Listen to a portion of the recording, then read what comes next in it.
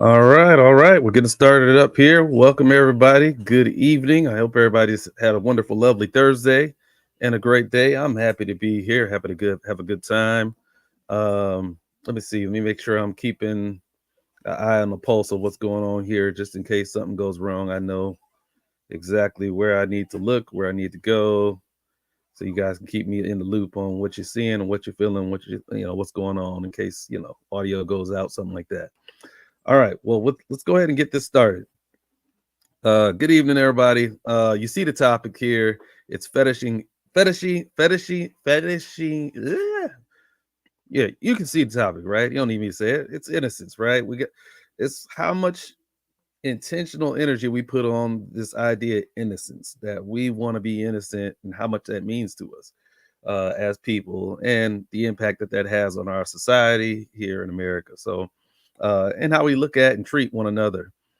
So that's what we're going to be talking about. And without further ado, I'm going to go ahead and just get right on into it. The first thing I'd like to say, I'll actually bring up a quote that I did last time. Last time we had a good discussion about love, right? That hit that message, the lost message of Martin Luther King that nobody talks about anymore. And because of that, his whole ministry gets kind of skewed sideways in ways that just to meet our own interests and not necessarily the vision that he had for us. And that's why the dream seems so elusive. But one of the quotes that I mentioned that last week that I actually like quite a bit, and that's going to actually get things started for us this week, is this one here. There's some good in the worst of us and some evil in the best of us. When we discover this, we are less prone to hate our enemies. All right. There's some good in the worst of us and some evil in the best of us. When we discover this, we are less prone to hate our enemies. I like that quote for one good reason why I do like that quote is because it lets us know that none of us are perfect, right? A lot of times we like to think that we all that we the stuff, we got everything going on for us, but we need to be humble. Know that we aren't perfect. None of us is perfect. Even our greatest heroes, whoever they might be, Martin Luther King or others, they weren't perfect either.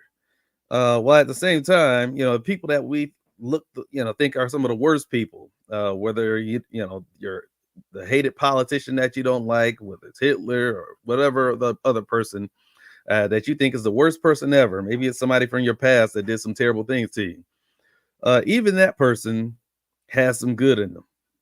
Even that person. So when you realize that we're all not this nice, clear cut, easy picture of, hey, these are the good guys and these are the bad guys, but actually we all have a little bit of mix of each. There's a little bit of nuance. There's some gray there. It's not all black and white. When you realize all this, you're not as quick to hate your enemies, is what Martin Luther King is saying to us. So we're not going to make that quick jump to that hatred. Let's hold that back a little bit before I start hating on you really hard.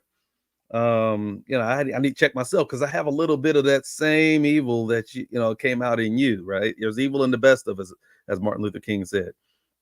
And like I said, he's a Baptist preacher. He comes from the Christian faith.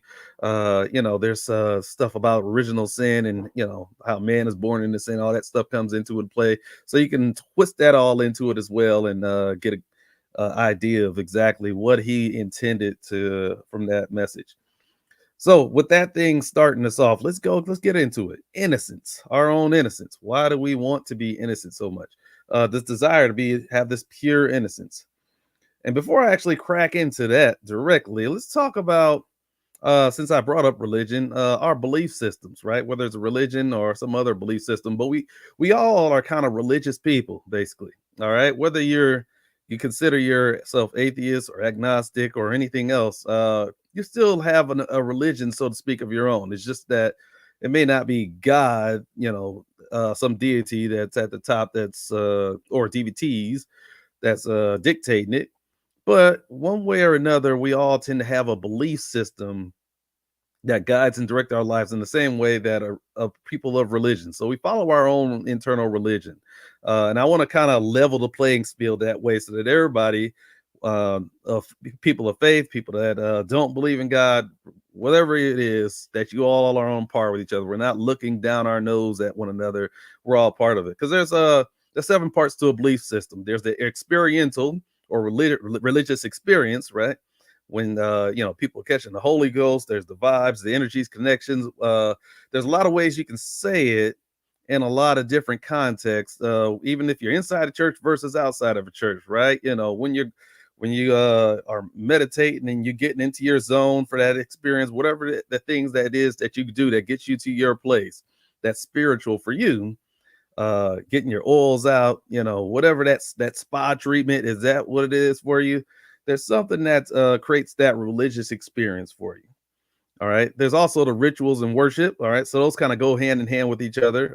So there's a little bit of overlap with that. But again, with your meditations, your prayer, chakras, um, yeah, rituals such as paying your tithes, or if your belief system is more tied into different ideology, maybe you're donating money to wounded warriors or all in police or something, because that plays a big role in your ideology one way or another, or something like that, instead of paying it into the tithes box.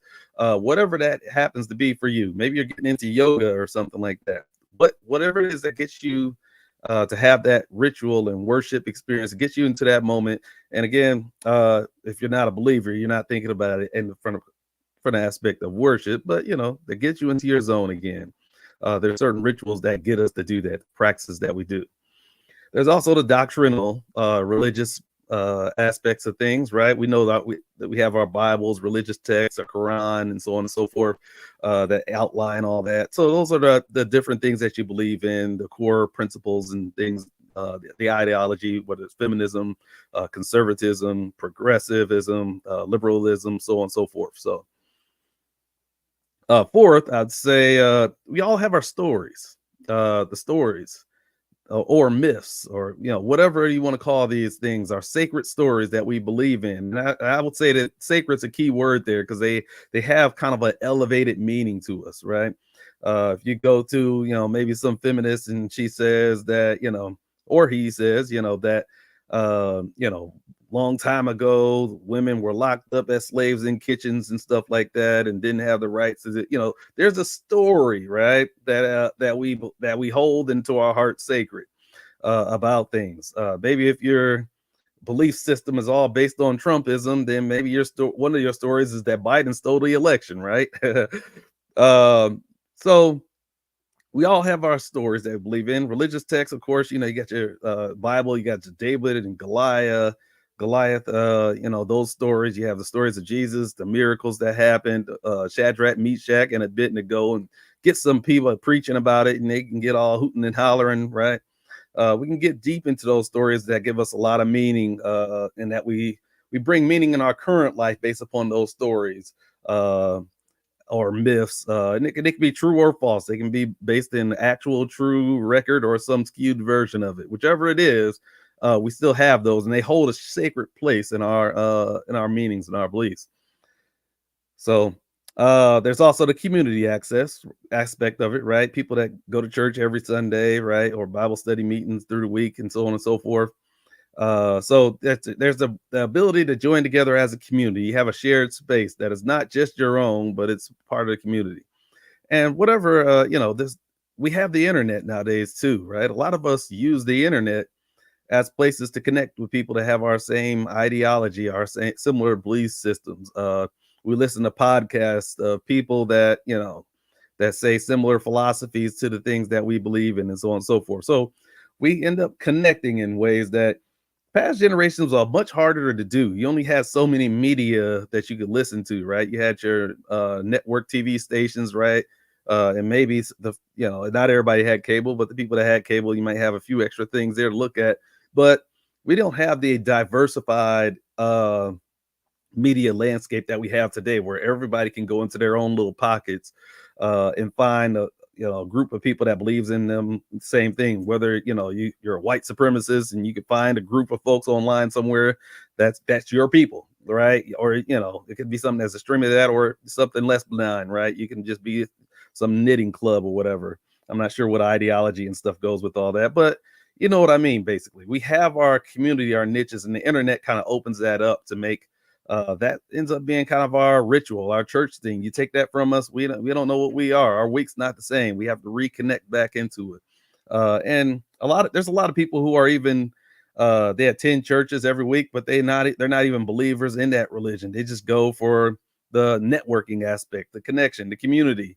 They know everybody. Maybe if they're in a small town, everybody else is going to be there on Sunday. If you're missing, that's going to show out. People might look at you different, something like that. Maybe that's the way that you connect with everybody, see what's going on. There's a lot of talk and stuff, and if you weren't there, you miss out on things. Whereas if you are, so there's a community aspect that goes on there. Sixth thing is you got your sacred entities.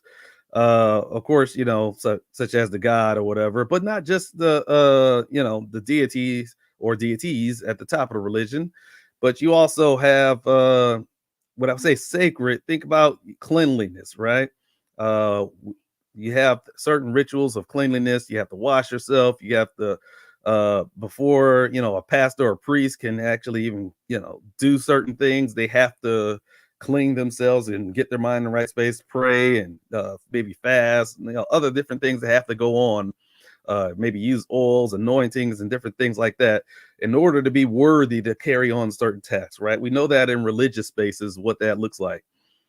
In non-religious spaces, it also shows up in different ways. There are some people that, my body is my vessel and clean. Well, of course, that's a religious type thing, but also uh, there's a lot of people with their diets. Like there's a cleanliness that has to go into it. I can't dare eat certain types of food. I have to eat only these types of food. Maybe, I don't eat meat, or maybe I don't eat words I can't pronounce down a box, right? Or maybe I don't put a vaccine in me or something like that. So that there ends up being somewhat a religious cleanliness to ourselves, that we feel like ourselves are holy, that if we end up doing certain things, that defiles us. And even when I mentioned the vaccine thing, you can actually go on the internet and you'll find people that they may have gotten the vaccine and they end up regretting it, not because they had any health impacts or anything like that, but because at some point later on they got into a different religious community, so to speak, of people who are anti-vax more, and now they just wishing like, man, I wish I had my purity, because once you're tainted type of thing. So there's that aspect. There's people there's given that religious value to things such as the Bible or the American flag or wearing a cross or even certain figures, not just religious figures like Jesus or Muhammad, but also think like MLK or Ronald Reagan, or any old name of a person that when people try to say that they're kind of like a gold standard that other folks want to live up to, that are part of that group. Those folks can become sacred entities, whether they deserve it or not, whether the myths or stories about those people are, legitimate or not, that you end up taking on those sacred entities. And finally, you have your morality and ethics that kind of give you what you're right and what's right or wrong, right? What should you be doing to move closer to cleanliness, right? As opposed to the things you shouldn't be doing that move you further away, that separate you from your gods or gods, right? That make them happy or displeased with you. All right, so I did all that to open up your mindset, help folks, because I know there's a lot of folks that are atheists that might look down on folks that are believers to a certain extent and feel like there's some exotic weird people that do things and all this other stuff. But at the end of the day, all of us kind of engage in this to various extents. So it's not something that's unique to religions. It's actually a people thing. Even the scientists, if you think science is your religion, so to speak, you worship at the altar of Neil deGrasse Tyson and well, what's the guy from our childhood that used to have the science show back in the day? I'm trying to remember. Bill Nye, the science guy, right? Uh, so you may have certain figures. Maybe it's like Einstein and Isaac Newton and all those different characters like that of the past. Like, wow, they hold the bar way up here. Those are your sacred figures, so to speak, in that context. You have communities, people go to conferences and different things like that to talk about these different things. And the more right you are, the more accurate your scientific work is, the more holy and sacred you are as a person. Basically, you feel better about yourself as if you've done something by creating good scientific work, right? And you have certain rituals, scientific method, certain things like that that you engage in. That as long as you do that and stick by the book, and this is doing it by the book, and eliminated my biases this way, so I've consecrated myself, I've made myself this way. Now my work is going to be better than somebody else's work who didn't follow my methods. All right. So there's a little bit of it in all of us, right? We can all get it into our ego and start feeling certain ways, and a lot of there's different ways, so it shows up in a lot of ways. So now that I've kind of laid that groundwork, I've made sure that we all kind of understand, how we all fit. We can fit in that dynamic. Let's start talking about this innocence. And also related to these concepts of sanctity, righteousness, or cleanliness, right? Because those are words that come up a lot in a religious context. But as I already did explained, those concepts also show up in more secular context. You talk about not a Bible, but a flag, for example. The flag is not that's a secular thing. That's not a religious thing. But some people make it a religious thing. Suppose if you're a Christian and you also are super pro hardcore American doctrination, with the American dream and freedom and America, all that wonderful stuff. So sometimes you want to merge and blend those two ideologies together. There's multiple ideologies. You don't have to be just one ideology. Most of us are many different ones. We try to blend those together and merge them, make them come together. So therefore, uh, you know, maybe if you're in a Christian religion, you don't want to worship any idols or anything like that, such as possibly a flag. So what if, I don't know, America was a godly nation, that God is behind, that's a Christian nation, right? Then at that point, this flag symbolizes not just the nation itself, but it's also the Christianity in the nation, right? And so all of a sudden now it's okay. There's different ways you can kind of put these things together to make sure that they fit your particular ideology and make it work. But these words of innocence, sanctity, cleanliness, why do we even hang on to them? Why do they make so much? And innocence comes in because if we feel like we're innocent, there's a degree of pureness that comes with that, don't you think? Or holiness maybe might be a word you might use for that. There's a degree of maybe even sanctity, right? That deals with that. When you see a picture of some beautiful kids smiling faces, we start thinking, oh, they're so innocent, and that's a good thing, right? It's something that we don't want them to lose over time. We value that innocence. All right. So those are things, and I want us to think for a second. Why do we even value those things? Um, and yes, of course, we associate them with kids. Maybe we even associate them a lot with women as well, right? Women and children get the lifeboats first, type of thing. Maybe there's some innocence there that men don't necessarily have. Maybe. All right, because I did say I will try to wrap these things into socially some of the dynamics of things that we deal with as well too. So right, so maybe there's degrees of innocence that happen there, and we lose it somehow over time, right? Those different ideas, or how can we regain our innocence? Right? How can we connect back to it? Those are things that we do put a lot of thought to. We might not consciously think that we do, but we actually do. What are the things that you do to reset yourself, to cleanse yourself, to put yourself in that feeling? Get into your sauna or whatever. That's one way you could possibly do it, right? That spa treatments or whatever. Maybe I'm doing some yoga and connecting back to my true, authentic self or something.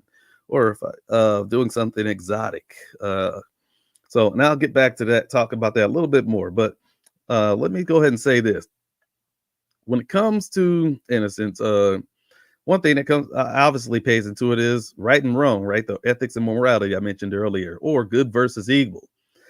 We are introduced to these concepts as children. Again, I mentioned in the past, as we see our cartoons on TV, they make it clear who's the good guys and who's the bad guys.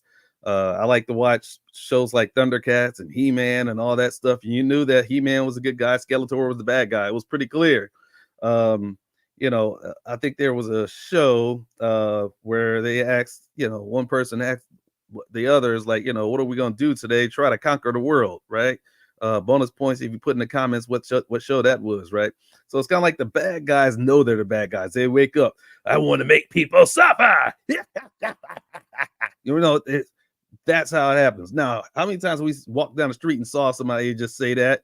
They just woke up in the morning, they're just like, oh, I just want to make people suffer. What evil will I get to today? You probably have never seen it, right? That's not something that we typically see on people. So, but we learn these concepts growing up that hey, there's the good and evil. We know that we want to be on the side of the good guys, that we are one of them. We've convinced ourselves that we're part of the good teams fighting that forces of bad. And all we have to do is declare ourselves as such, right? The evil people declared themselves as evil, and I declare myself as good. So I'm on the forces of good. And anybody else that's against me obviously must be on the evil team.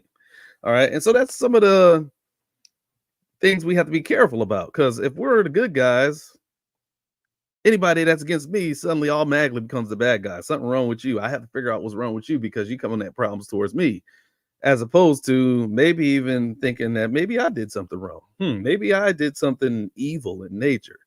Martin Luther King said there's a little bit of evil in all of us, right? So, but the way we're raised up, we're trained up. If you guys saw the same type of cartoons I saw, it taught me that, man, if I'm on the forces of good, I'm on the forces of good. They were always, the good guys, right? And the other side was always the bad guys. It wasn't this blended story that Martin Luther King's quote that I started off this with mentioned about, that ambiguity there that makes it a little less clear on what side is which.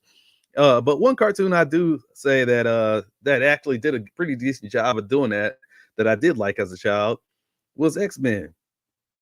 X-Men had I watched the animated series of that. They used to come on Saturday mornings when they had Saturday morning cartoons back in those good old days. Shout out to Saturday morning cartoons. But X-Men, they had a lot of different people, right? So you had your mutants and you had your humans, right? And you had supposedly the good humans, the good mutants, right? That's the X-Men, right? Professor Xavier and his X-Men, Cyclops, Wolverine, and all the whatever. And they're trying to do good. They're using their powers for good, so to speak, to help promote peace and all this other stuff, protect people, and so on and so forth, and stop bad guys, so to speak. But there's also another group of humans that were somewhat the bad guys, right? And that was headed by Magneto. Magneto is one of the top bad guy mutants, kind of like the arch enemy of, so to speak, of Professor Xavier. But at the same time, he was also a friend of Professor Xavier. He considered him a friend. They were good friends, but they kind of had different viewpoints on the world, so they kind of split. They had different ideologies on things.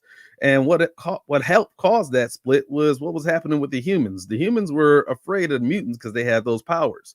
It's like, wow, they have those powers. So, a portion of the mutants were friendly to humans, of course, but there's a huge portion of people that were just afraid of mutants because they had so much power that they felt like they needed to control them. They needed to eliminate that threat and so on and so forth. So so there was a lot of human forces up through the government that would seek to attack and destroy mutants and stuff.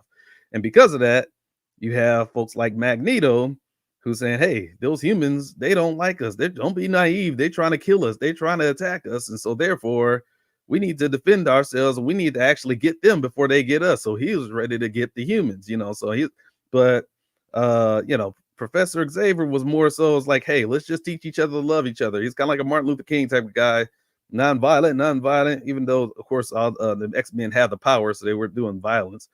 But bottom line is they weren't trying to, they would always step in and try to intervene, stop Magneto's plan to try to, destroy humans or stuff like that, as well as stop the humans' plans to attack mutants, including themselves, right? They had to protect themselves as well. So, it was a very blended, muddy picture to where on the Magneto side, you can look at things and be like, I kind of feel where he's coming from. I mean, if I was being attacked like that by humans, wouldn't I want to defend myself, right? And so it was like, you're the bad guy, but at the same time, I can understand this bad guy because of the things he's been to. And, I can see why you saw it from that perspective. It's one of the few cartoons that muddied the water a little bit, that made it so that it's not always so clear who the good guys and who the bad guys are a little bit. And we like simple stuff. We like things in our lives to be black and white. We don't like the gray. We don't like the nuance. If a politician gets on stage and says, "Nope, this is a simple answer. It's black and white. Either you're for blah blah blah or you're against it." My God, they get all righteous and stuff. We all know how they do it, right? And they actually win points. They get a lot of applause and claps from the crowd and win debates and stuff off of that type of stuff. And they get voted in office off of, right? People like the black and white way more than they like some long, nuanced answer. We like short sound bites. Short sound bites of black and white, they go excellently. Or when I go live and I'm sitting here running my mouth for a whole hour, right? That's too much nuance going on. Just keep it short. Give me like a 30-second or less clip that I can listen to and learn everything that I need to know. All right. So we have that aspect of going on, understanding what good and evil is, because those things are key and vital to whether or not we're being innocent, right? We have that righteousness within us. Well, let's look at the picture of America as a country and how that works as well. Because America as a country, we also talk about America's innocence. We also think about our America's interests. And actually, it's not just America, because we can think about the innocence of us as people, as individuals. That's where we naturally think about this topic. But also, we think about the innocence of groups as well. We have group identities that we have, right? We have our groups in terms of our nationality, we have our races, we have our genders, we have our sexes, we have uh, our sexual orientations, we have our religions. We have a lot of different groups that we are all part of that we identify as. And a lot of times we want to be able to claim our righteousness, our innocence, associated with the group, not just the individual. And while it's inevitable that there are members of every group that are going to be doing some terrible, horrible things, we still want to be able to think of our groups as being pure, innocent, and so on and so forth. Which brings us to the United States of America, our country. There's a lot of folks that want to believe in America's innocence. We fetish over it. The idea that America is pure and innocent. So America is not a racist country. There's no systemic racism. There's we want that innocence to be there for America. Because we're part of that. We love it. We identify with that. So those are things that we care about. And actually, early in the founding of the country, America used to thump his chest, with righteousness and look down its nose at a lot of other countries and say, "Hey, we're pretty awesome. We have freedom, right? We believe in capitalism, free markets, and freedom, and all this other wonderful stuff. Equality. All men are created equal, and this is why we are prosperous, and this is why we're doing good. And everything we did good, we use that as evidence that it's because we're doing the right things, whether it's related to it or not. And we looked at that as reasons to shame or convince the rest of the world that they need to be more like us as well. And so we did that pretty well, even though, those freedoms and all that stuff we talked about weren't extended to all the citizens, right? Of course, not all the black ones and all the women and so on and so forth, right? So we really weren't living up true to the righteousness in the name that the innocence that we originally claimed we really had. But we were still thrusting our crest off. We believed we had it, and so we didn't care. We did that. And again, it wasn't until start making some inroads with some women rights movements, some with civil rights movements, stuff like that. Once the civil rights, as I mentioned before, happened, suddenly we actually, because we had a reckoning, right? As our technology got to the point to where video cameras came about and all this other stuff, and it showed it right there on tape, some of the terrible stuff that we were doing, and that those black citizens really weren't getting a fair shake, even though polls after polls way back in the civil rights era with had it that the majority of white Americans believed that black people were responsible for their own problems, not as a result of racism, just like that's the case in polls today. So things haven't changed much, but bottom line is the technology made it harder to make that statement when you got cameras of what was happening. So therefore, we had a turning point, right? So going into the 70s and then forward, we started to become, hey, we're gonna do things a little bit different. We're gonna actually do we're gonna have a reverse cancel culture, is like what I like to call it, reverse cancel culture. Because cancel culture originally, it was for, homosexuals, right? You're definitely being canceled if you're stuck in the closet, right? You can't come out openly, else you're gonna, you can be, that was illegal in a lot of places, sodomy laws and so on and so forth. Let alone, your reputation and all that other stuff. Or, if you're a black person, there's certain, you couldn't do a whole lot of different things. I don't have to go down that whole story, right? But bottom line is, a whole lot of more minority groups were experiencing cancel culture throughout most of their American histories, where there are certain groups, the majority, were pretty much free from it. And so all of a sudden, that's where reverse cancel culture was invented. That, hey, you can be canceled now as a white person being racist against a black person. Now you can be canceled, as a heterosexual being homophobic. Now you can be canceled as a et cetera, et cetera, et cetera. Right. So those are relatively new things in our history, that have happened over the course of many people's lifetimes, that are still alive today. And so once that reverse cancel culture comes around, that cancel culture was what was invented as a tool. All right, a tool to create innocence. It was a tool to create an innocence, like innocence for individuals, but even more so, the group, the collective, the United States of America as a country. America wanted to reclaim its footing back there, its moral righteousness, so to speak, to be able to say to the rest of the world, say, see, look what we're doing. We're this, that, and the other, and you should be more like us. You can't speak with that level of integrity if you're not walking in it yourself, right? And a lot of the world were seeing the same footage that we were, and so therefore they were in the same judgment of us. And so we had to get that back. And so one tool that was invented to do that, and you have to realize that cancel culture is just a tool. It is not righteous in and of itself. Whether it's cancel culture or reverse cancel culture, it's a tool. If used the right way, maybe it can do some good, but if you're using the bad way, it can be do a whole lot of bad purposes. But that's what all it is a tool, and it can be adopted by people with their own agendas, politicians to destroy their enemies, and or people who are just playing identity politics, want to destroy folks that they have beef with for whatever reasons. That's a tool that can be used. And so that a lot of that is what we're seeing going on in the world today. And so when people talk about cancel culture today, most of the time they're talking about reverse cancel culture, not the original cancel culture. But again, it's all cancel culture nonetheless. And that's what was opened up, and that's what we're dealing with. But the purpose of it was to create innocence. So it's like, hey, if we start punishing the people that do wrong, giving judgment to them, that they have to pay for the things that they're doing uh, that are illegal through the Civil Rights Act, of course, right? So they can get punished to prisons and so on and so forth, by discriminating based upon the protected classes. Or not only that, but they can but if they do racist stuff, we can plaster their face all over screen, and people can fire them from their jobs and so on and so forth. And of course, with the advent of the internet, that became even easier to do, and more frequent of a thing that people do. Just have everybody named mama contact such and such and try to get them fired, type of thing. So we want to inflict pain upon the people that we don't like, the people that we hate, the people that so on and so forth. But we can't do that unless we come from a place of innocence.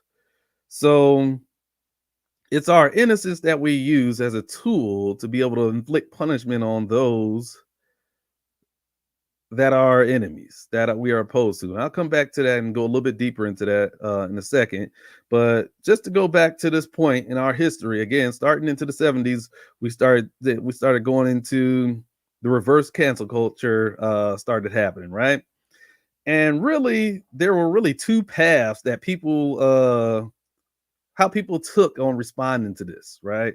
So now that we have this new reality, because as I told you guys before, I mentioned the example of how Facebook has their terms and conditions, and not terms and conditions, but community standards, right, for how you're supposed to speak. You ain't supposed to say certain type of words and language, bully folks, so on and so forth. And if you do, you're gonna get put in Facebook jail or get your account suspended or whatever, right? Um, And though them implementing those rules and using the algorithms to police it, that didn't magically make everybody online peaceful, loving, and all this other stuff, right? Again, those Facebook community standards and how they use the algorithms to police it were just tools, just like cancel culture is a tool. And they're tools used to police that in order to create the conditions that they wanted out of the website.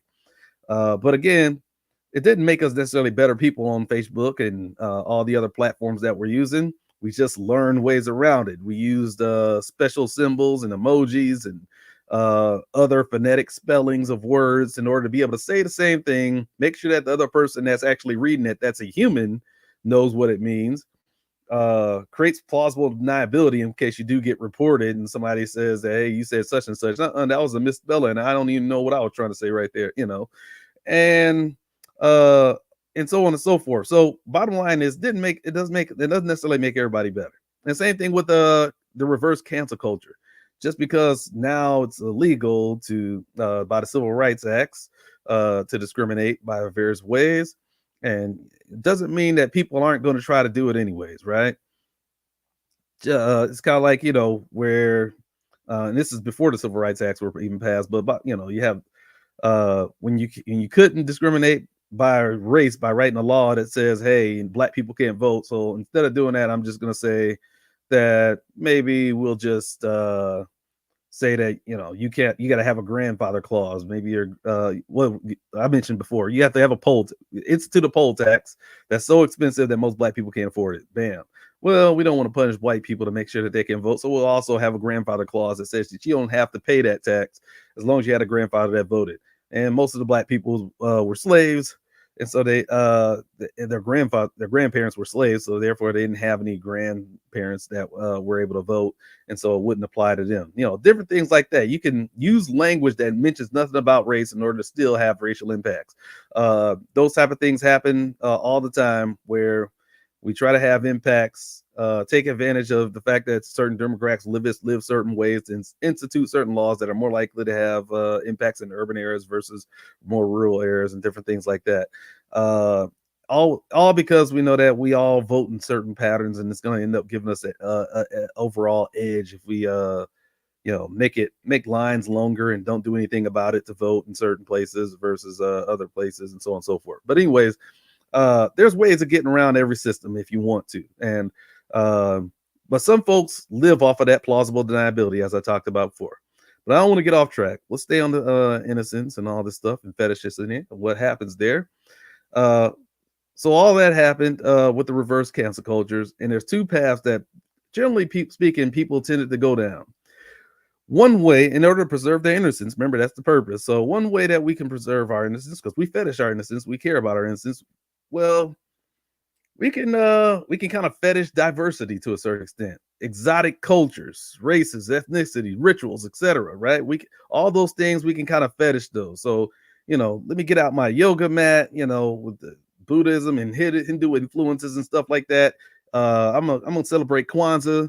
I'm gonna go to when Pride Month come along. I'm gonna be there, and I'll be at every march, right? The I think women are the pure gender over the men. I'm a fetish the across the world. I'm gonna wear some daishiki and all these fancy outfits and stuff. And as long as I'm doing that, I feel like, hey, I am a more pure, I'm a more holy, I am a more sacred person when I'm doing these things. I'm gonna light up my incense, use some oils that I got from some country way far away from some tribal people or something like that. I'm going to worship indigenous people to a certain extent, right? The way that I rebalance myself by taking a trip to some faraway place where I'm dealing with more, third world people instead of first world people, right? Get away from the Westerners and deal with some of them. The more natural I go, right? As long as it wasn't made in a factory, the more natural I go, these are the things that I'm going to fetish. Because I fetish those things, I feel like I'm more diverse because of it. I feel like I'm more loving because of it, and therefore I feel more innocent. My innocence is being reclaimed, right? I feel more innocent. I feel more righteous. I feel a bit of sanctity. in my life as a result of these things. And those things that I list out, in and of themselves, there's not necessarily nothing wrong with it. Depends on what it is, of course, but there's not necessarily anything wrong with those individual things that you're doing. But just realize how much we fetish those things to the extreme to where they're supposed to produce some effect on how we feel about ourselves, and being self-aware on what impact that's having on ourselves and how we do things. All right. So that's kind of the point I want to make sure that we get out of that. So that's one path that you can go. The other path you can go is like, okay, well, just so I don't feel like just so I don't feel like I'm a racist, I'm not necessarily going to start doing all this other stuff that everybody across the world is doing, and engaging in all this other stuff that uh however, I do still fetish my innocence. So what do I do instead? If I'm not gonna do all these things that prove my loyalty to the diversity and equity and inclusion and all the other wonderful stuff, what am I gonna do? Well, I'm gonna have to. Can I stand on my own ground and protect my own innocence? Basically, can I just say, "Hey"? Can I self-declare my own innocence, my own righteousness, and not just my own individual one? Of course, I can do it for my various identity groups, right? For my race, it's okay to be white. My gender, it's okay to be a male. All right, we're not toxically masculine just because we're masculine. Um, or my country. America is not a racist country. I don't care how many videos you show me of racism happening, or sexism happening, or any other ism happening. I'm always going to consider those to be uh, bad apples, exceptions to the rule, and not the rule itself, right? And so, therefore, I've preserved the innocence of my group, basically. All right, not just myself. And so there ends up being a focus on how do I declare myself innocent? How do I prove my own innocence day in and day out? Because one has to protect themselves from being reverse cancel culture, right? Reverse cancel culture. So you have there's the colorblind philosophy. I'm colorblind. I don't see color, right? Of course, all if you're not literally blind in your eyes, right? And you can actually see colors out of your eyes. Nobody's colorblind, but we pretend that we don't see colors, or at least we say that we don't, just so that we can have that plausible deniability to be able to say, hey, race had nothing to do with nothing. If I don't mention race, so if I didn't mention anything about black being white, I don't use the N word, I don't do any of that. If I don't make anything explicitly clear, it's the person that ends up mentioning race first. That's the person that's the true racist. That's the person that's the race vader. All right. So I'm gonna flip it and reverse it on the person that makes the accusation in order to keep my own innocence. We see a degree of that happening, right? And then, that's colorblind and where it shows up in that. Or, uh, you know, maybe I can blame the patriarchy for everything. So even if a woman, if men have bad outcomes, hey, it's not because of women, it's because of the patriarchy. So I've created a degree of innocence about myself because of that. Or maybe from the other perspective, as a man, if it wasn't for the Eve in the garden type of thing, right? The seduction of the woman and all that stuff, the devil, the snake came to the woman first, right? Those that it's their fault. We can easily blame the other group, right, for all the flaws, and make sure that we create the innocence within our own group. Um, Back to the race thing, meritocracy that comes up a lot as a way of dismissing racism, right? Because if we self-declare that, hey, America just has a meritocracy. That's how the world works. That's how everything governed. The harder you work, the more you achieve. The great things that you achieve are because of your hard work, and that's it. Uh, I mean, of course, we know that that's not everything's not black and white that simple, right? There's degrees of nuance and all that other stuff. But the people who push the meritocracy, they're usually using it because they're trying to say, because of their meritocracy, therefore there can be no racism, right? That America's not racist as a result of that, because it's all meritocracy. If you're saying it's racist, no, you just need to work harder. And so it's really a way of dismissing. So even if I'm telling a story about what happened to me the other day, some racist thing happened to me the other day, blah blah blah, it's like, quit blaming white people and stuff. Merit, just works hard. Be like Ben Carson, that guy. then everything will be just fine, right? It's all about hard work. If Ben Carson could do it, then you can too. So therefore, racism didn't exist. And I might be scratching my head, wondering, it's like, shoot, what does Ben Carson have to do with what happened to me the other day? Nothing. But it's a good argument that allows us to not even have to get into the details of what's going on. It gives us a blanket thing that preserves the innocence of our country, of America, right? Of our group. Because we live in a meritocracy. Okay, so you can ask these people, well, when did the meritocracy start? Because we all agree that racism existed in the past, in the civil rights era, Jim Crow era, right, and slavery, and so on and so forth. So if we all agree on it, that in those periods, then when did it officially start? I mean, because obviously we've been actually claiming meritocracy the whole time as part of the American dream, that you can always work hard and make something of yourself, and have the American dream. So there never was a point where we say where we transitioned from not being a meritocracy suddenly being one. And so someone could make up the story and just be like, at the same time we passed the civil rights law, we suddenly magically overnight became meritocracy. It's gonna be like, I'm not really fully buying that, but because the truth of the matter is, we all know that uh, you know, let's say if like Will Smith, one of Will Smith's quiz, just to mention a celebrity, if one of Will Smith's quiz is equally talented as some random kid in Oklahoma or something like that, Will Smith's quiz is going to have a better opportunity, right? To make it big or something like that, just because there's a lot of, privilege that comes with that, right? Being born in a family that has money and so on and so forth. Maybe not things that the kid necessarily earned, but they're just exposed to opportunities. The simple fact that their parents are connected to certain people, so on and so forth. Uh, Even in the business community, they have conferences all about networking. It's who you know, being in contact with who you know. We know we live in a very segregated society, so there's a lot of networking that happens in a segregated way, and so who you know can have some segregation there, and that can also inhibit what opportunities rise up. So it's who you know, what connections you can have, that also plays a big role in who makes it or who doesn't. There's a lot of other factors that play into stories, not just simple work hard. Not to dismiss work hard, not to give folks an excuse to be like, because there are some people that when they hear that something like, oh, racism exists, or sexism exists, or this, that, or the other exists, they just throw their hands up in the air and be like, I'm not going to try anything. What's the point then if it's not fair? I need a 100% perfectly fair world. Otherwise, it's not worth doing anything. And that's equally just as not a good idea, because the idea is that the harder you work, the more you're going to get, period, right? What meritocracy really, and that's something that everybody believes in. You don't, but what meritocracy does is it goes a little bit further, and it just says that it tries to make the picture look like, hey, if you have two people and one gets more than the other, the person that got more worked harder than the person that got less, and that's not always true. And we all know that. We can mention our examples. All right.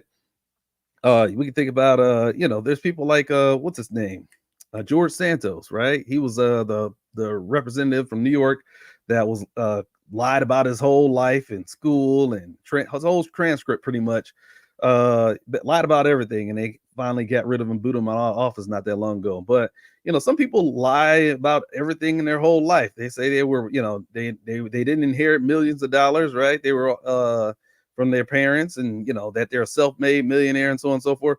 But we find out the truth that that's not necessarily the case. There's a lot of folks that make up lies and use different things to rise themselves up to the top, and it's not necessarily hard work and merit based and so on and so forth. Actually, we've had scandals where some celebrities and stuff were charged with trying to get into Ivy League schools, get their kids into there through various different back doors, paying off folks and stuff like that, using their money, wealth, and so on and so forth to get into schools outside of the normal ways, which is applying and getting there through a more meritocratic way. And that's been going on since forever, because a lot of those Ivy League schools, they have there's really two different groups of applicants. There's the ones that we always hear about, which are the ones that they're getting those perfect scores on SATs and ACTs. That are super smart students, and that makes the process so selective from an application standpoint, right? So there's that group of folks, but then there's also the folks that get in through the privilege, through the wealth, that get in through the back door, through the connections, because their parents were a donor, or because I have parents that were that were also graduates of this institution, so therefore that gets me in the door too, right? There's a secondary group that also gets in there off of more of a privilege at the end of the day. And so, but those secondary group that gets in based on privilege, when they get a degree out of the institution, maybe they graduated with a 2.0 GPA, maybe the other group of smart people, they graduated with something close to a 4.0, but at the end of the day, they all graduate with a degree. And when somebody says, hell, I graduated from Harvard, I graduated from, Penn, right? It's whatever. They all get the same level of prestige, no matter what their route was, no matter how they got in and what they bought their way in, and so on and so forth. So again, when we try to say that there's meritocracy, a lot of times people are using that to not have to deal with the gray areas. They want to keep it as a black and white and then not deal with the gray. And that's where it comes in the truth. And actually, one last thing I'll say about this meritocracy, and I'll go ahead and continue listing off some things about this secondary route of what we fetish for trying to obtain our innocence. But meritocracy, let's see, how do I say this? So we use meritocracy to actually, I'll come back to that. So yeah, I mentioned systemic racism already. I mentioned how, well, actually I haven't mentioned, but we can also, one way that we can also declare our own innocence, declare our group's innocence, our identity group, as a race, gender, or country, that sometimes we allow our outliers to define the rule. That's like the Ben Carson's effect. It's like, hey, racism doesn't exist because of Ben Carson, right? Or or the world's not sexist because women can do blah blah blah, or men can do blah, whatever your argument is. Sometimes we can allow the outliers to define the rule, basically, when it's not really the rule. We can see things the way we want to see it in order to make the arguments we want to see, basically. And then we also make arguments such as, let's say, if we don't want racism to be the reason why anything happened, we can say, for any explanation that happens, let's allow race to be the last option for an explanation for what happened, right? Even if there's a long documented history of race actually playing a huge role in outcomes and stuff, so on and so forth, we're still going to approach every situation and have to rule everything out on the list before we can even talk about race. We can't even bring it up until we get to that last thing. And actually, that actually shows a bias against race, right? If we want to have an unbiased approach to things, we would actually have to treat race as well as any other factor, whether it's gender or whatever else. What other factors you're looking into, we would treat them all as equally and just test it out and see what happens, right? As opposed to, well, we don't like that one, so we're going to call it last, or we don't want that one to be an explanation. So if I can come up to some other theoretical explanation of something else that's still possible, then we still won't allow ourselves to entertain the racial route. And part of that just because, again, we have the reverse cancel culture going on, so it becomes hypersensitive. And because it's hypersensitive, we don't want to enter it into discussion, so we treat it at this new elevated status that we don't treat other things. And so we use weirder logic, weirder reasoning of how we go about things. For example, if somebody says Black Lives Matter, for example, they mentioned race, and so therefore, since Black Lives Matter, they must be saying that everybody else's life does matter. Well, that's not the logic we use there. When I say birds fly, that doesn't mean that bats don't fly, right? But we use new weird logics that we don't normally use in other contexts because it's such a hypersensitive subject that we want to make sure that we preserve our innocence, and so we have to shoot down any threats to preserve our innocence. All right. So yeah. All right. So with that, I guess what I wanted to say earlier about meritocracy, I forgot, was actually our many states have passed laws. States that have Republican legislature, they pass laws, racial laws, basically. They call them they call them CRT laws or whatever. The laws don't even mention anything about CRT. CRT was just a buzzword name to catch all that basically said anything that I don't like about race. We're gonna call it CRT, and we're just gonna pass a law to get rid of it. And then flex as politicians say, I'm here to serve you. I'm saving you from the wicked bad guys, right? That's basically what that ended up being. But even in a lot of those laws, a lot of them had a statement in there that said that, hey, you can't even say anything to, even to attack or meritocracy or go against it or even challenge it. You pretty much have to leave it at that untouched black and white state. Otherwise, you risk losing your job as a teacher and getting fined money and different stuff like that. So that was even written into law as a way of protecting one's own innocence. Say it's like, hey, I want to make sure I protect my group's innocence by making sure that the teachers can't make up any arguments that could threaten the argument that I believe in, type of thing. So, all right. So, with that said, we have those two different routes. We either fetish the diversity, the exoticism, the other cultures and stuff like that, or uh, people fetish their own innocence, preserving the innocence of themselves, their race, their gender, their country, whatever that group is that matters to them. They fetish preserving that.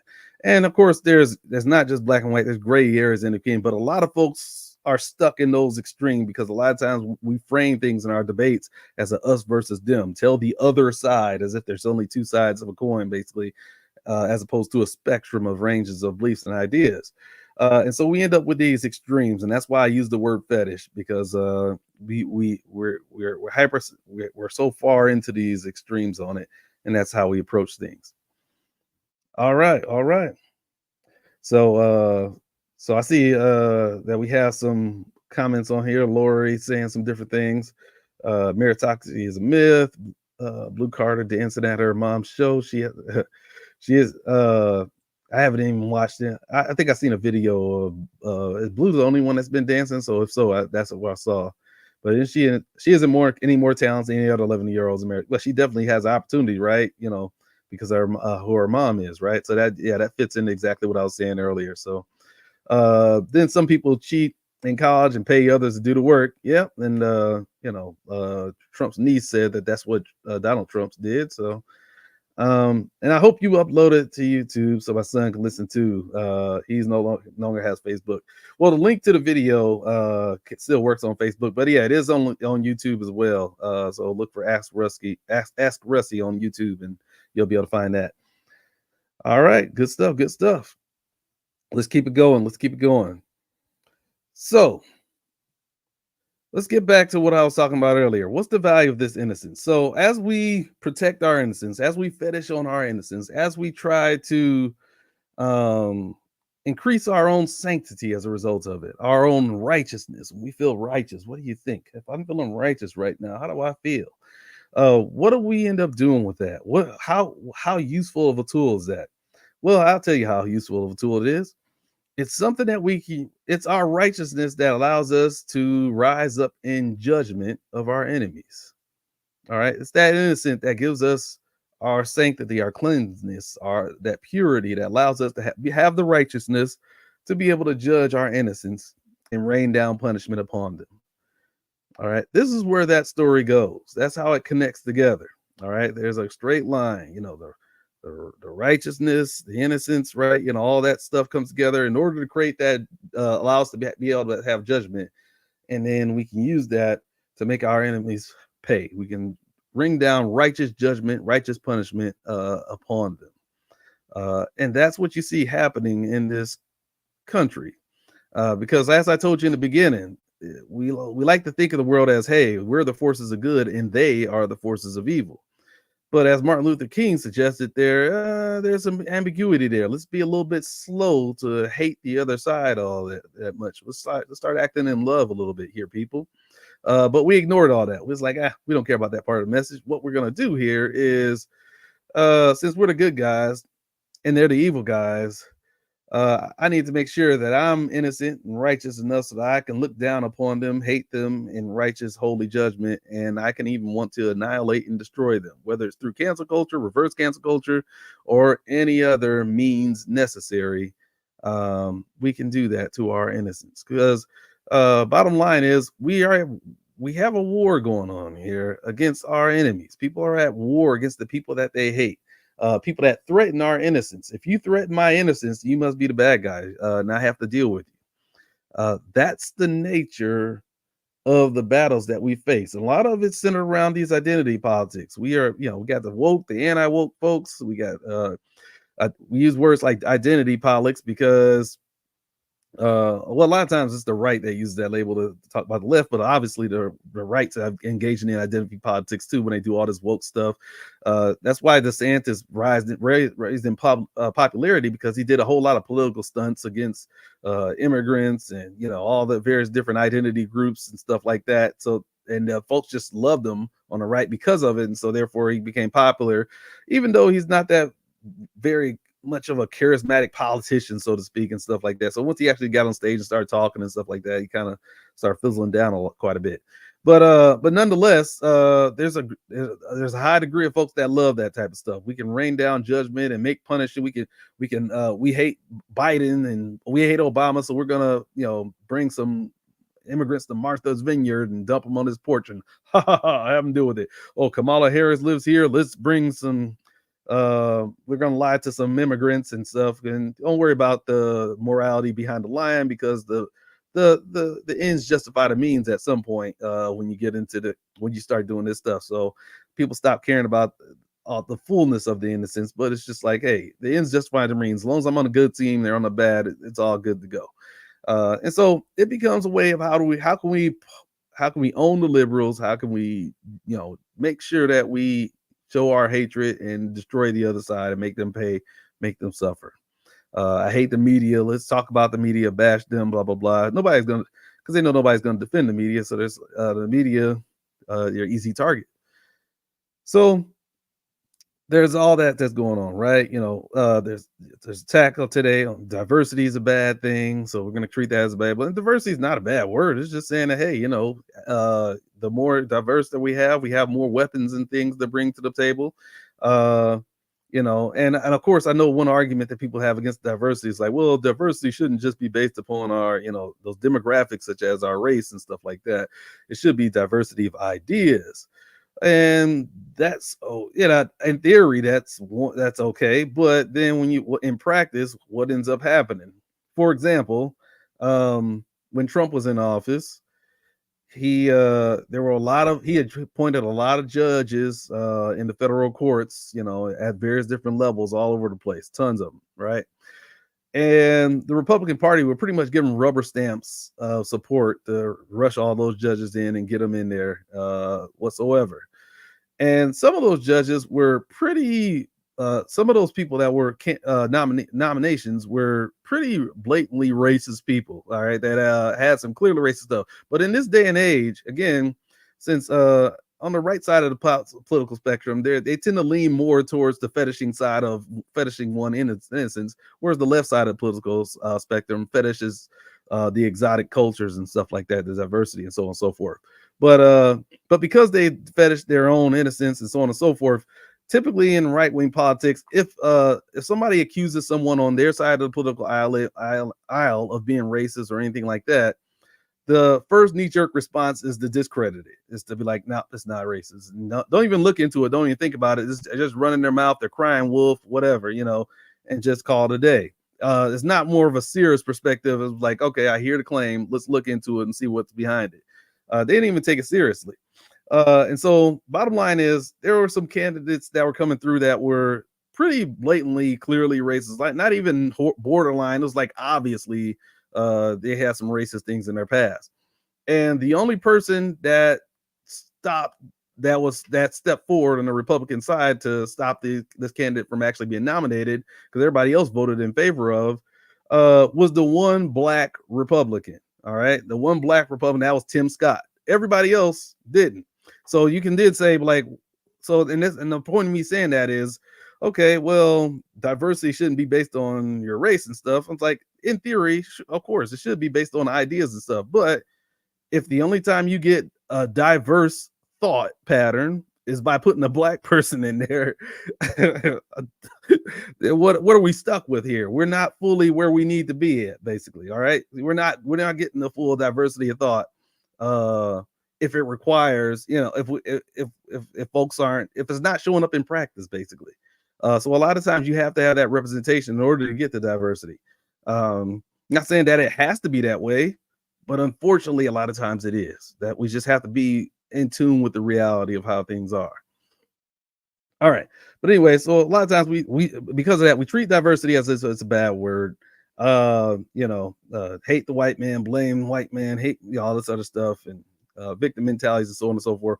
We have these different scripts and narratives and stories that we come to believe in, that are part of our religion. All right, our sacred texts, our narratives that we go forward with. But at the end of the day, there are things that when things threaten our own innocence, we want to attack back. We want to make those people suffer.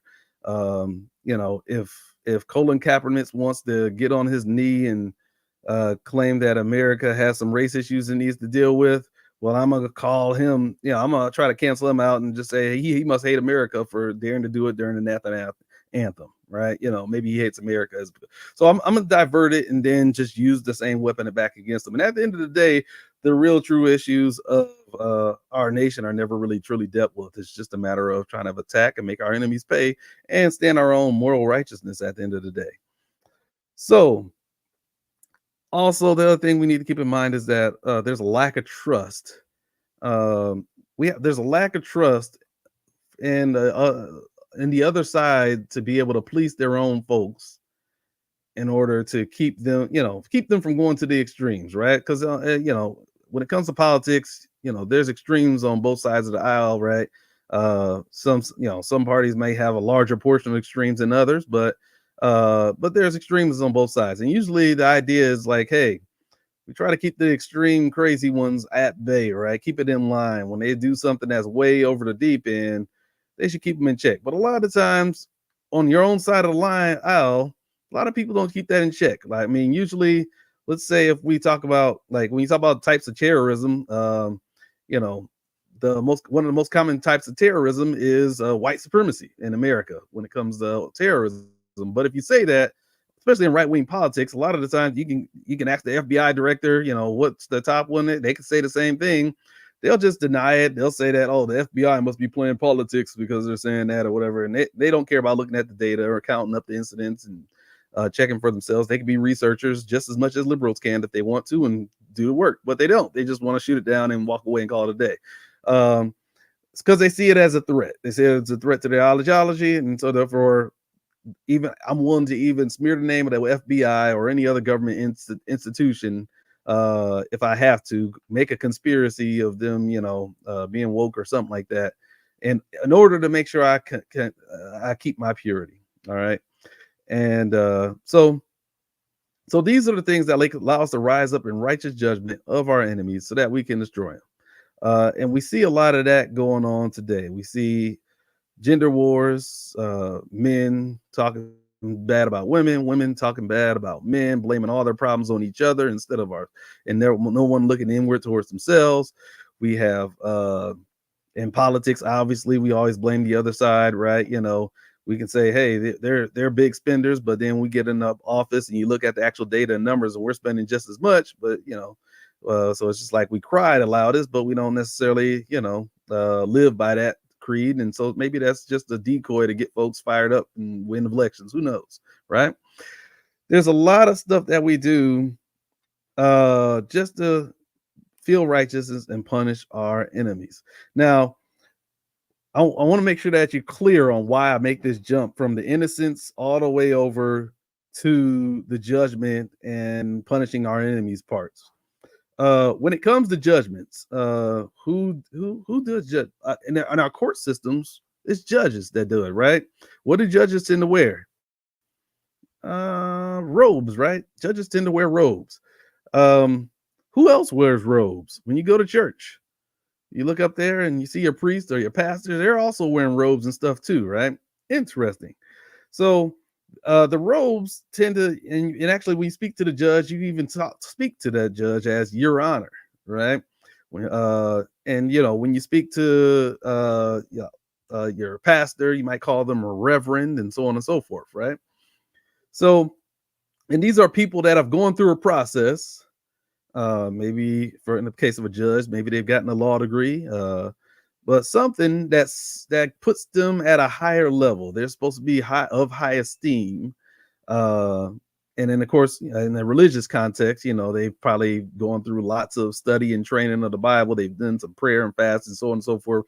They cleanse themselves. They're going through whatever sacred rituals in order to make themselves holy and pure to be able to be the one that can stand up before everybody and be able to speak the truth, speak in judgment if they need to, and so on and so forth. So you see these robes there, and they're symbolic of that. These are people that have the innocence, they have the righteousness, the purity, the sanctity. Even if they aren't innocent indeed throughout their whole life, they've gone through some process that has cleansed themselves, right? Whether it's baptism or whatever, to where they can wear the robes, and then they can also be able to make judgments on those who are their enemies, the ones that threaten their own innocence, so to speak. And so this is where that leaves us at in the United States of America, where we're bumping heads with each other because everybody thinks they're innocent. Everybody thinks they're the good guys. Nobody thinks they're a bad guy. Even Hitler thought he was the good guy. Nope. Name Trump thinks he's the good guy. He doesn't think he does anything to deserve any of the negative feelings anybody feels towards him. He's always a victim. The media's out to get him, so on, so on and so forth. Everybody thinks that they're innocent, and it's the other people that are the bad guy. And I got to destroy them before they destroy me. And so this gets us to asking, what is the state of our union? The State of the Union address hasn't been given yet this year by Biden. I believe that's supposed to happen in March. So early March is when that's supposed to happen. But what is the state of our union right now, where we're trying to destroy ourselves? This because I talked about the Martin Luther King quote that the love, that the hate locks things up, binds it up. We have a lot of gridlock in our government, from filibusters, government shutdowns, debt ceiling, default threats, stealing Supreme Court justices, and all, even all types of craziness. Right? We have those different things going on as are signs of the gridlock, that the hate that binds us up, but it's the love that frees us up, is what Martin Luther King told us. And we're actually trying to destroy ourselves. So actually, some people are nervous that our union, the United States of America, might be destroyed if we let the wrong people get into office. That democracy might not be a part of our future any longer. People accusing others of stealing elections and using that as a justification to try to steal it themselves, and so on and so forth. And when voting is the foundation of our union, right? If you can't vote, that's the foundation of a democracy or a democratic republic, whatever you want to call it, right? It's the foundation of it. That's where the true power is supposed to rise up from the people. And if you can't trust that, and if I sow enough distrust in it, folks telling you in advance, no, you can't trust the vote, it's shown to be stolen, then at that point, once it's believed, it's already in spirit broken. All right, and they don't even have to have proof of it. As I talked about, all belief systems, religions, they have sacred entities. So if Trump is your sacred entity, and Trump says that, hey, that there's election fraud, and they're doing it through the machines and all this other stuff, and blah blah blah, and of course those lawsuits happened where Fox News got sued out of hundreds of millions of dollars from Dominion, talking about their machines and so on and so forth, because they made up lies about them. But the bottom line is, a lot of folks believed it. A lot of folks believe it because it came from their sacred entity. All right, so a lot of times it's not about any process of make sure that things are true. If it comes from a sacred entity, then it's just believed. If my media sources, my right-wing bubble, my left-wing bubble, whoever I tend to listen to, if those folks verify it and say it's true, and none of the people that I trust, which are all of the same ideology, so they often are going to say the same things, if none of them say anything against it, then hey, I believe it. That's what we're in right now. We trust people. I know when we come into this earth as newborn babies, we tend to trust our parents, maybe our mother, right? The people that nurtured and love us closest, the most. And we use that trust of them to learn what things we can trust in the world. If they give me this food, then okay, I can eat that food. Maybe that's a good thing to do. If they don't, they tell me to stay away from it. Okay, I can sense your energy, and I'm not going to do that, right? So we gravitate towards people. When you get older, you're supposed to get some level of mental maturity to be able to evaluate truth for your own state, not necessarily based on the people and entities that say it. So, 2 plus 2 equals 4, regardless of whether or not somebody else that you value a lot says it equals 5, right? We should be able to have some type of metric for being able to evaluate truth independently, and not have to rely on the messenger in order to evaluate the message. All right. So even a good message can come from a bad messenger, and vice versa. A bad message can come from a good messenger. Those are things that, a lot of people haven't fully matured away from, but it still tends to happen. But because of these things, we're turning on each other, we're fighting each other, and our union is breaking apart. We are destroying the union. But the weird aspect of it is that there are people that are intentionally destroying the union. And when I say intentionally, a lot of people like me destroying the union. No, it's them that's destroying the union. I know. That's how everybody thinks. Everybody says it's them, of course. But at the end of the day, we are willing to destroy our own union. Think about it this way. Let's talk about Black Lives Matters, right? And you got and of course, even though we have studies that say 90 some odd percent of the folks of the protests were peaceful, right? People want to use the exceptions, the ones that were highlighted on TV, to be the rule, because that's, it's flashy and it's, it was so extreme, right? So it gets all of our attention or whatever, and they want to use that to color and blame everybody else so that they don't have to deal with the arguments that the peaceful folks were talking about, right? And this is just part of the warfare that we have of our righteous innocence, innocence, that when it comes under threat, we have to make extreme things, make extreme type of arguments in order to dismiss the other side without getting into the weeds of the real true argument of what's at stake. But even with Black Lives Matters and the people let's just focus on the few people, the minority of folks that were violent, right? Those folks were, and let's just even separate out the folks that were just bad agitators, folks that were outside agitators coming in to cause trouble. Even some white supremacists were known for, causing bad stuff just to make black people look worse and stuff like that. So there's a lot of stuff going on there, right? But let's just focus on the people that who truly were mad over what's going on, and they ended up turning violent or criminal in one way or another, vandalism and so on and so forth. Those were people who were willing to destroy the union. Those were people that are willing to be destructive to their own community, self-destructive, right? But what was the reason they were doing? They felt righteous about what they're doing. They felt like, hey, I have a right to do it. My enemies give me a reason to do it. And guess what? If I'd rather, and there were people that were empathizing with them while they weren't violent themselves. I'd be like, hey, you know what? I can see why they do it. If somebody did this to my baby, or if I was had to deal with this and every day had to grow up dealing with this type of racism, nobody cared and blah, blah, blah. At some point, maybe it might get to the point where I'd be like, F it, I don't care no more. And I'm going to be destructive. All right. And when we get to that point where it's like, F it, I don't care, I'm going to be destructive, like the Trump people before they were marching on the Capitol, it's like, F it, if these guys ain't going to do right by me and give me a fair election, I'm going to destroy this whole building. We're going to take there are a lot of folks that are willing to destroy our union under the name of trying to save it. I'll say that again. There are a lot of people who are willing to destroy our union under the name of trying to save it. All right. And you have to be careful. You got to be careful of these people. All right. But they show up on each sides of the political spectrum. There are no unturned stones. We're all kind of guilty of it to certain extremes, to certain extents. But people are willing to destroy our union under the name of trying to save it from those crazy liberals and woke people and all that stuff that they see as a bigger threat. Trying to save it from those misogynists and other stuff. I'm willing to destroy marriages and relationships and families and all this stuff because we can't trust men. I'm gonna destroy relationships and marriages because I'm sick and tired of these masculine women or whatever. I'm willing to destroy. I can go all the way down the line here, people. But the bottom line is, when people get fed up, let me rewind back. I'll show you different examples of it, because It seems like I'm the only person that's seeing this stuff, but it's right there in front of our faces. So we have to, be able to recognize it when we see it. But let's take, for example, where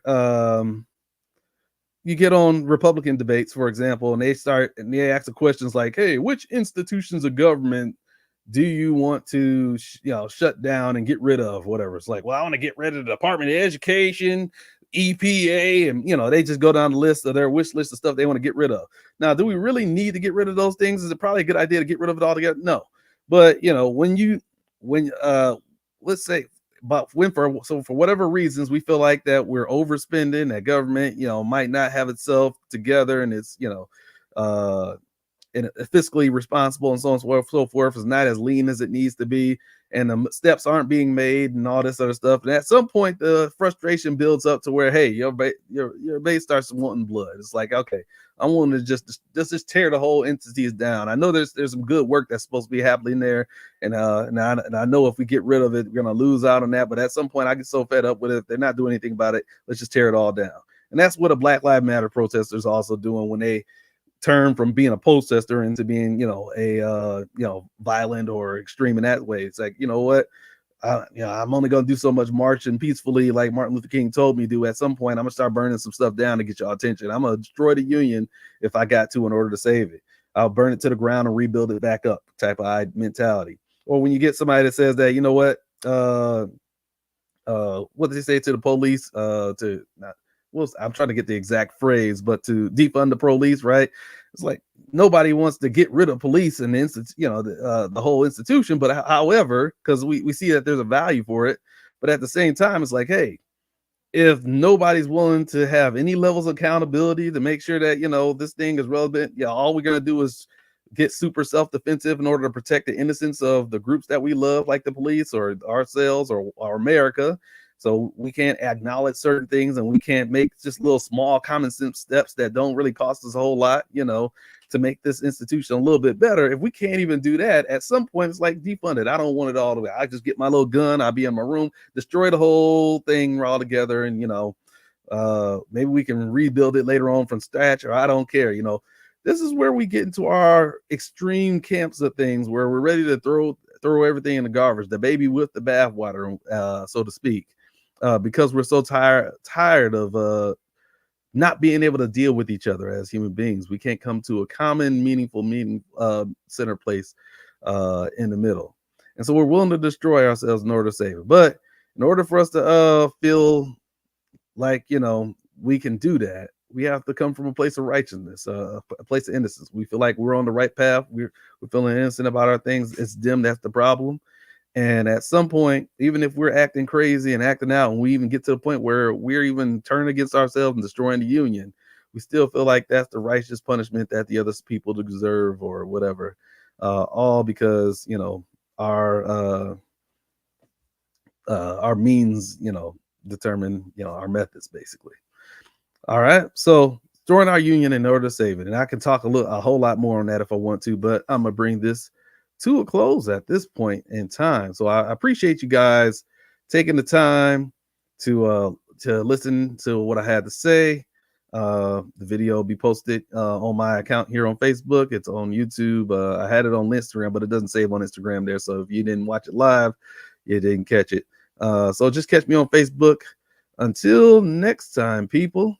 I'm out of here, man. I just want you guys to have peace, love, hair grease, and let your soul grow. Love one another. All right. Uh, I hope we learned something today. So, all right. Have a good one, people. Take care of yourselves.